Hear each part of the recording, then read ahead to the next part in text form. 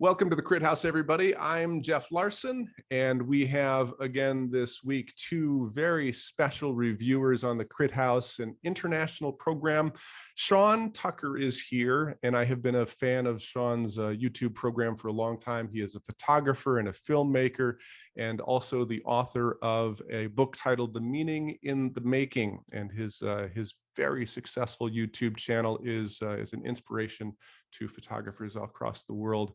And I have to say, Sean, I have been watching for a couple of years, and you helped me through a lot of photographic challenges, including the printing of a book, which was an interesting process. So thank you for that, and thank you for joining us.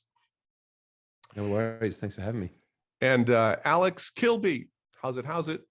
He is here as I know that's your line, but I used it anyway. Sorry.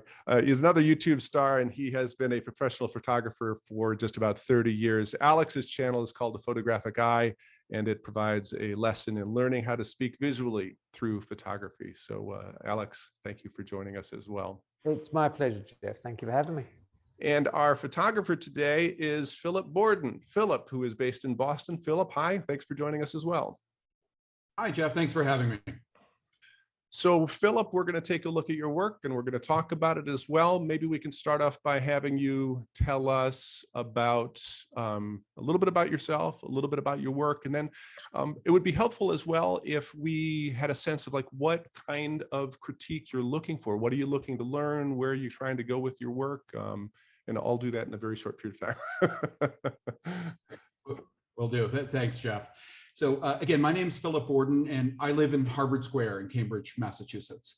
I focus on environmental and street portraits. I'm presenting here 14 photographs. The first 8 I consider to be kind of true street portraits with a bunch of different subjects who agreed to let me take their photo on kind of an impromptu basis. Sometimes that interaction might only last a couple of seconds, like the boy in the car in that first photo. And other times that interaction might last for a few minutes. There's one of a chess player coming up that let me photograph him for a 5-minute speed chess game. The last 6 photos in this series come from a longer portrait session with a single subject, a jazz and blues singer named Antoinette Perry. I'd gotten to know Antoinette over the last year or so, and we've developed a real friendship. She asked me to do a portrait session in downtown Boston, which is where she started her singing career. And it's a longer session, but I'm still trying to keep a kind of street portrait aesthetic. So in all of these photos, I want to bring a very kind of empathetic approach to my subjects. Sometimes I'll do that by shooting at a low angle. But the people that I photograph, I find to be really, really interesting. And I'm trying to bring out both a real character and as well as kind of this sense of place with my photos. So in terms of things that I'm looking for, I'd love your input on how I might, create even more kind of compelling and character-filled portraits. What are approaches or techniques that can make my subjects, even more unique, any blind spots that I'm missing. That's kind of what I'd love to get out of this. Well, I think that we have two very well-placed people to give you that feedback. Both of them are portrait photographers. Sean Tucker, let's start with you as you've sort of gone through some of the images. What's your initial reaction? What's your initial thought, given what Philip just said? Yeah, I mean, I think that like what you're doing in terms of being out there on the street, like this shot, for example, for me, this is probably a grab shot, right? This is probably like a quick nod. Is this okay? And grab, if you're saying you got his permission, you kind of just nodded and he kind of waved and it was kind of gone past. So this, like, for me, is less a portrait and more like a moment you captured on the street. I mean, again, it's very difficult to sort of talk about what's a portrait and not a portrait. But for me, there's like an intentionality about capturing a subject, trying to sort of connect with them. A grab shot as someone passes, for me, is less a portrait. So I'd already start to think about like your intentionality around how you do some of this stuff. Like it's interesting because I'm trying to think, like, while I'm looking through this first set, how you actually work. I'm assuming you're looking for interesting people out there and you're kind of, someone's got a bit of character and you're like, oh, hang on a minute, I'm just going to photograph this person in this space. I think that, though, it's almost more street photography than portraiture. And I think maybe there's a way to dig down on stuff. So let's take this guy, for example. Is this the speed chess guy? No, he's not. That's the 10th one is the speed chess guy. Yeah. Right. Okay. So if we go back to that shot there. So what's the situation here with this person? Like, really interesting character, really interesting face, hat, everything. Yeah, he's really cool. So how did you kind of get this? Sure. Is this like? This is a street festival that happened in Harvard Square where I live. There's a stage behind him with people presenting. Okay. He turned around and looked at me, and I saw I had a camera. I sort of nodded and said, "Hey, would you mind if I take your photo?" And he kind of continued to look at me and sort of said, "Yeah." And he kind of posed for the photo with the stage, with the stage in the background. Okay. So with this guy, for example, okay, like, if you're going to engage with somebody and say, "Oh yeah, is this okay?" Whatever, I would go the extra step and say, "Hey, I'd love to get a portrait. You look great. Really interesting beard. Love the cigar. Amazing hat. Can I take you somewhere else where I can find a cool background, or just ask you to step over here or move?" Because one of the things that's distracting me about a lot of these images is the backgrounds are very messy. And if you're going to call it a portrait, I think you also have to start to take a bit of ownership about what's behind your subject as much as what's in front. So this person's another example. Lots of cars in the background, people moving around. For me, this is more a street photograph. And if you're going to go that way, then there's probably a different way to compose that so that it's interesting within the space and incorporating the space. So a lot of these, for me, kind of fall between a couple of genres that I think you can get more intentional about by pushing it one way or the other, either by having a bit more of a conversation and finding that background for a portrait, for a street portrait, someone you found, and working a bit harder to get them in good light with a good background, or stepping over into the street stuff and making it more reportage where you're maybe not asking permission and getting their more natural reaction. But for me, it's kind of somewhere in the middle at the moment. Another thing that's really jumping out at me is be careful of your post-processing, because I can see one of the things from, like, I can see a lot of very heavy vignettes. And for me, when I'm processing an image, if I use something like a vignette, or I shape light by pulling a gradient in Lightroom, I don't want you to see what I did. And I can see the moves you've made in Lightroom on a lot of these images, which for me signals it's too heavy-handed, because I notice the post-processing perhaps, and some of the heavy-handed techniques before I notice the subject. So again, it's that taking the work to actually get them in the good light. So you have to do less of that in post, and that might take a bit more of a conversation. But I would really challenge you, like, if you're going to go the route of stopping people on the street to take their portrait, to have the conversation and ask, "Hey, can I have 3 minutes of your time? Because I can get a great shot with you." And then say, "Can I just step you over by this wall? Because I think this wall is going to give a really lovely pop of color against your jacket." And then take the shot, and you can show them the shot, maybe send them the shot. Going that route is going to give you much stronger images and probably a better interaction on the day. A lot of these feel a little rushed, a little snapped, a little grabbed. And I think you're taking less powerful portraits than you could do if you dug in on this stuff. I hope that's fair. But like, you've obviously got a good eye for characters and interesting people. It's just being more intentional about light and background and the other elements that make up a portrait. Alex, so you have a long history in portrait. What are your thoughts about? Well, what I do, because Sean's, I think, what Sean was saying there about your let's call it broadly the street section rather than the portrait thing. I think he's touched most of the bases, I think, that we would sort of discuss. It feels like it's in a kind of, it's not one, it's not the other. It's in a weird limbo in between. So what I'll do is I'll focus on the jazz. Sorry, Philip, did you say she's a jazz singer? Jazz and blues, yeah, absolutely. Yeah, okay. So here we've got, I think, because this is now, so we've seen what happens when you have a very short time frame, and now we get to see what happens when you have a bit more of a considered time frame. And a nice sort of segue is that, Sean was talking about backgrounds, that certainly as a portrait photographer, and you're going to work on the street, you do need to be mindful of the backgrounds, what's going on in the back. Now, this particular lady, and Jeff, if you can go back to number 12, please. So we've got here, so this is, so here she is, and we've got an interesting, so the light's quite nice. I think that's, it's a nice sort of time of day for the lighting. That's all good. And you've got this interesting, is that a church or a city hall or some such sort of thing? Trinity Church in downtown Boston. Yeah. Yeah. Okay. So you've got the church with this kind of Gothic-ness, and then you got the modern, right? So the background is a very interesting and yet fairly simple background. But I think what you've done here is you see these arches in the church, right? So lovely inky blackness and stuff like that. You haven't made any use of them, right? There's a really strong picture here with just a couple of tweaks, right? So firstly, think about how you can frame the subject using the environment, which you haven't done here, right? I think you've just kind of gone, this is really cool, and you maybe started framing her, and then during the course of the images, you've sort of drifted off a bit. So maybe, sort of be more mindful of how you can use the environment to not compete with the subject, but to enhance and help you sort of frame the subject. You did mention about sort of photographing lower with people, and I've seen it in a couple of shots, not so much this one.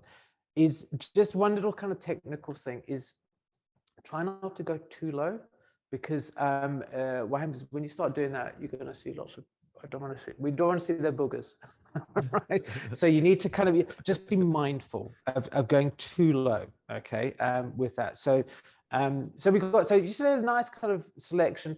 I think the lighting here is, you've got the right idea, but because she's got a darker skin tone, her shadows, especially in a contrasty image like this, the shadows on her skin tone are going to disappear lickety split, and that becomes unflattering. I know this feels like you're going for a moody, serious kind of portrait, but it's not quite going there, because it feels like you got a bit of fill in somehow. Maybe somebody's got a bounce or something in there, but her right eye on this one is too dark. We're not seeing anything in there. That light has become very contrasty across the short side of her face. So do be mindful of that. If you have somebody who can come with you with like even like a cheap reflector, something like this, that's going to bounce nice, and you can hold that up. See, I have one. You had that right within reach. It was right there. And that will, I think, really help you do a lot better. And number 15 suffers from the same problem.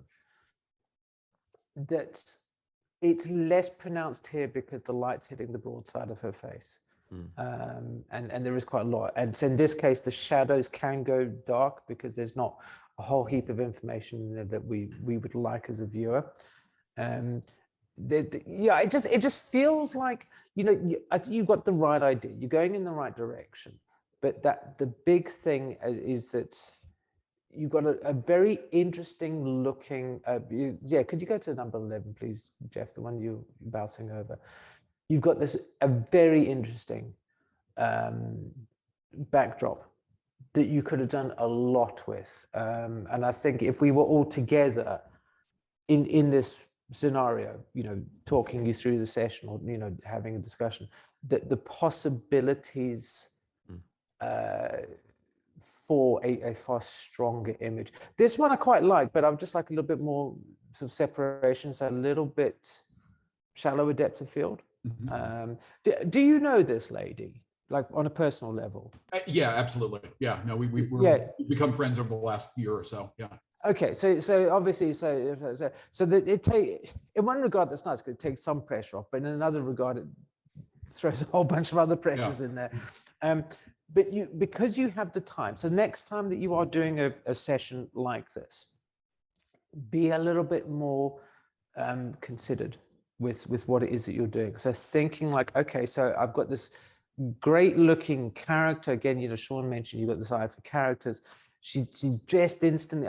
I think the interplay between the leopard skin coat and the sequins and the background and the hat stuff, it's all great, but because she's not quite separated out from the background, you know, she's getting a bit lost.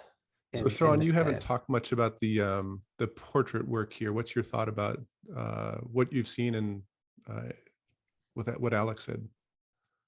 Yeah, I mean, I'm on the same page with Alex with a lot of this. Like, I think another thing to think about maybe is expression. I think a lot of the expressions on the faces here they're a little flat. They're a little odd, kind of gazing off, and there's no. It's a very hard thing to talk about because every photographer have to work out their way of connecting with their subject, and I think it's something I've struggled with. You know, I'm quite like here. She looks a little angry. You know what I mean? Like, I don't know if that's kind of what you go for, but like you're not using Phil. Yeah, and but as the photographer, that's your job to pick up, because a lot of people don't know their own faces and they don't know what expression they're pulling. And I work this out for myself. I have what is it, resting bitch face. I have that. I don't know why I have that, but if I just am not concentrating on my face and I think I'm smiling, I might not be. And it would take a photographer to say, hey, you look a little angry, are you okay? And it would get them, it's their job to talk to me while they're photographing me, to light me up, to find those expressions. Getting the shot is half the job. This is quite interesting. She's kind of looking off to the side and thinking. I often get people to do this in shots, like look down at the corner of that room, but I also give them something to think about. And I'll say, like, think about the last time you were out and you saw something really interesting or really funny. Tell me about that, and I'll get them talking about it. And say, okay, just hold that for a second, and let their face. Yeah, so sure. This one, I think, you know what you were saying about getting to think about. She feels like she's thinking about something. Yeah. This particular image, yeah. Well, so what? Yeah, so, I don't do portraits, so let me ask you a question. Maybe this will help Philip out. How do you do that communication? What is it you say to her? How do you pull out and how do you establish that relationship? I mean, it's like I said, it's different for every photographer, and it's up to your personality. I'm not going to fake being a boisterous extrovert to get people to lighten up. I have to find my way of doing it. So I do things like, and I've done a lot of actor headshots. So for example, I'll ask them, you know, what was the last thing you were in? Tell me about where you studied. A lot of the time, I shot the master's students at RADA one year, and they did this exercise where they had to choose an animal. They had to stand on stage and enact the movements of an animal. And I knew they all did that. So every time one came through to the studio for a shoot, I'd say, hey, what was your animal? And they'd be like, oh, how do you know about the animal thing? And then they start telling me, and immediately their expression would lighten up and they'd have a giggle. And it wasn't that I don't want giggling shots, but the shots that come afterwards have a more relaxed, lighter expression. So it's trying to find ways to connect with them. And the easiest way to do that is tell me about the thing you really care about. So she's a jazz musician. Tell me about the gigs you got coming up. What was the last gig you did? Why was it good? What are you working on at the moment? Like what are you listening to that's lighting you up? The more people talk about the stuff they love, I promise you it comes out in their face in the next set of shots. Yeah. So if you can get that engagement, you also help them forget that you're sticking a camera in their face and this is about a photo shoot, because they're thinking about that thing they love.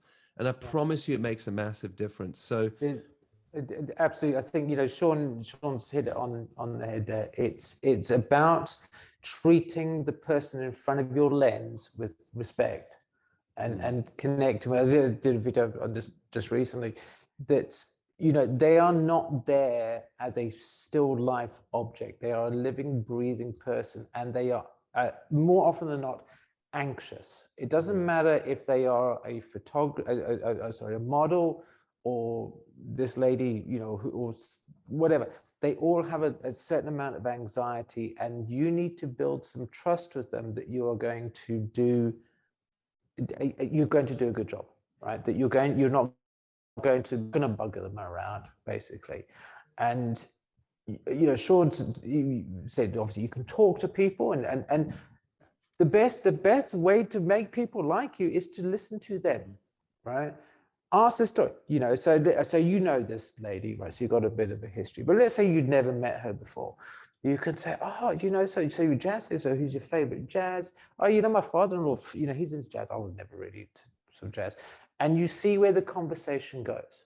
This is why so many portrait photographers, the actual portrait part of the session can be quite short.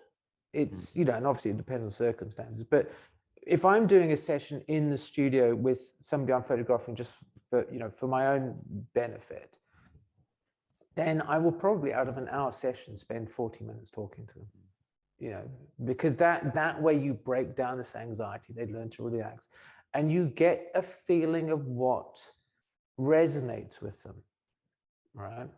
And you also get a feeling occasionally, maybe not so in this kind of situation, but if you're going for very emotional portraits, of places that you can go in the conversations, feelings that you can ask them to evoke.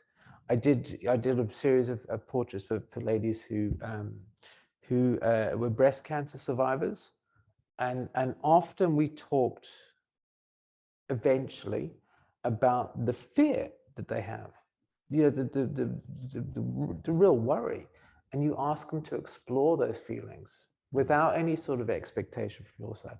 And that's a fairly sort of full-on example. But if you do with this lady, so you want to be a jazz singer, where would you love to perform? Carnegie Hall, somewhere like that. And you say, well, for a moment, here she is, right? So you're sitting on the steps here outside of the big fancy hotel and blah, blah, blah. And the limo is going to come and pick you up to go and perform at Carnegie Hall. How do you feel? That's pretty awesome, and it is a bit of role play stuff, but it puts them in a mindset that absolutely works.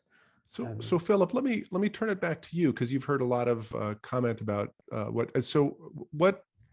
like, I guess the thing that I was thinking about, like, what was it that what was the conversation you were had with her, and do you have the opportunity to go back and to like shoot it again and sort of take these things and sort of see what would happen with a new shoot?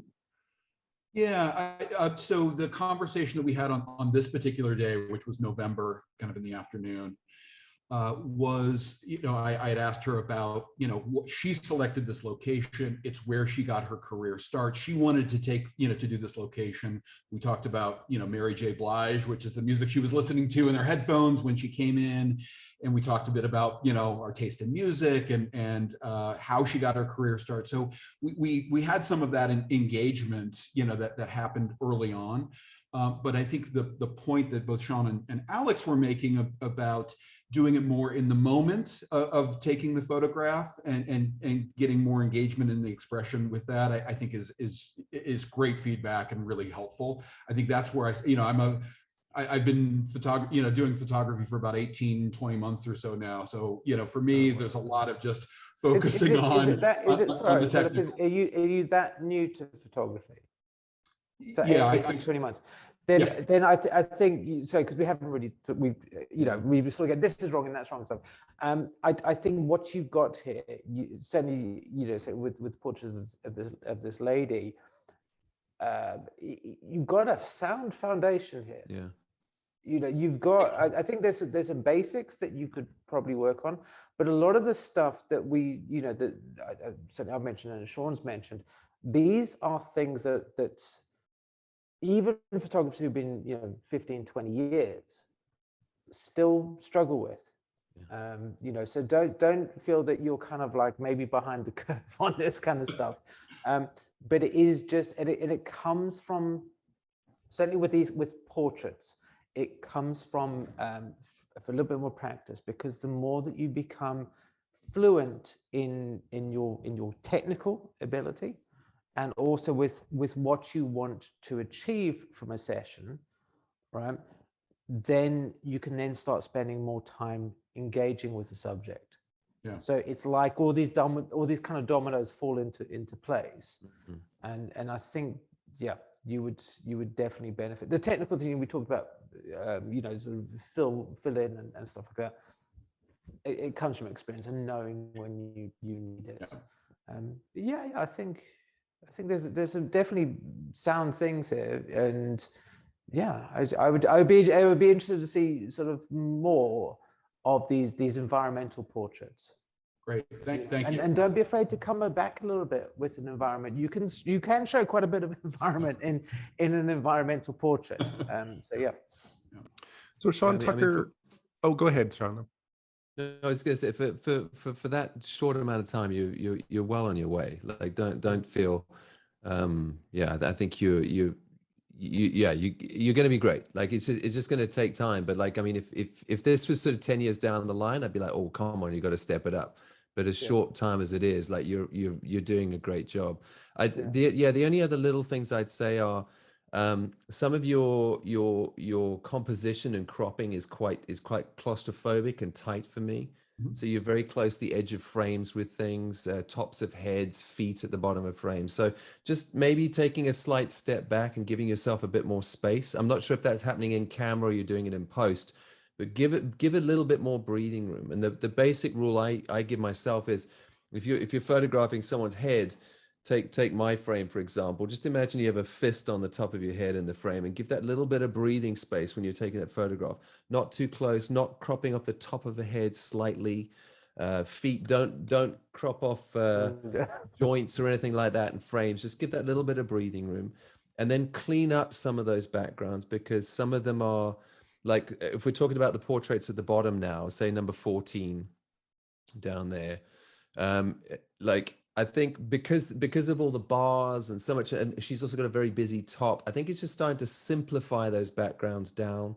You're using light in interesting ways in 15, and it's cleaned out, but again, it's like just giving a little bit more breathing room, a little bit more space outside, not quite as claustrophobic.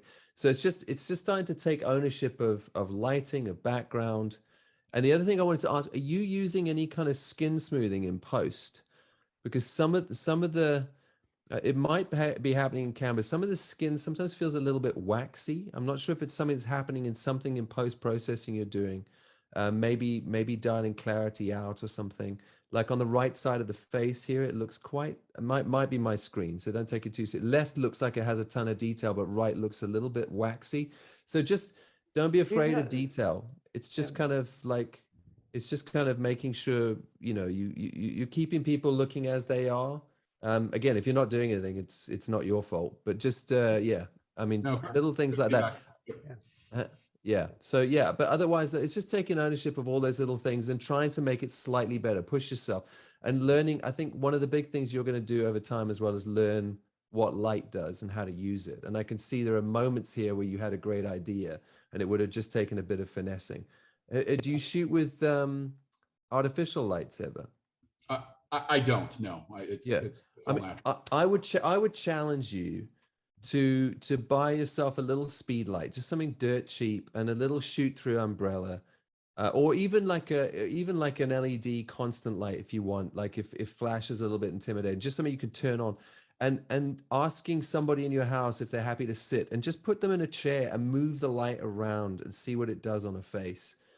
So you can work out, because often it's very, very fine movements that make a good portrait from a bad one. And it'll give you skills when you go out and use natural light to look for the same sort of things as well. Yeah. I mean, I've even got a little mannequin head downstairs in my studio, which I move a light around every now and again to try different things, just so I can see what light actually does on a face. I have to remind myself. There is a really an easy exercise, I think, Philip, would really help you with this, because it's funny when you talk to photographers who are radically experienced, and then you say, let's start shooting with some strobe, and they just go to pieces because they've got a clue how to use it. To take all of that kind of because it's a tool that you can employ, and it will make a huge difference to your photography. But so what you can do is, Sean's mentioned about the mannequin thing, is if you have somebody in your house, get them to stand in one spot, and then you stand in front of them. So imagine a clock face is then drawn on the floor. So they're standing where the hands would be in the middle of the clock, and you're standing at 6 o'clock. The light goes around. So it goes to 12 o'clock, 1 o'clock. And if you do all that, you get a feel for how the light works in relation to the face and what it does. So it's at least quantifying how light works, or how it sits on various space. So try it. I know Sean mentioned, like strobes and stuff. The benefit of using a continuous source is that you can change it and see immediately the changes going on. So this light that I've got over here, this is a continuous source. So if I change it, I can see, I could see that it's made a difference already. I don't need to keep taking a shot and see how it changes and what have you. So yeah, so I would absolutely go with that. Yeah. Right. Philip, I hope this has been helpful. There's been a lot of information, and you have only been shooting for a fairly short period of time. You're kind of a photographic baby, but so let me just say, thank you for the courage for coming here on the Crit House and allowing us to talk about your photography. And this is really the reason why we're doing this show, to let other people to see what you're learning through this process, and sort of talk and learn about sort of the challenges of review and critique. So thank you for having the courage to come on with us. And I would like to encourage all our viewers that to help with their thoughts in the comments section. Please feel free to put your comments in there, either about what we've said or what you think about Philip's work. And if you are interested in participating in the Crit House, you can do that at our website, and there will be a link down below as well. I do want to thank both Sean and Alex for joining us here. You guys are just amazing and inspirational to so many photographers around the world, and having you participate on this little program is really, it's heartening to me. And I want to just thank you from the bottom of my heart for helping us out. I will be linking here to a couple of videos, one from Alex that will be on the what photo school should have taught photographers, which I will also be watching, and then from Sean, his street photography philosophy.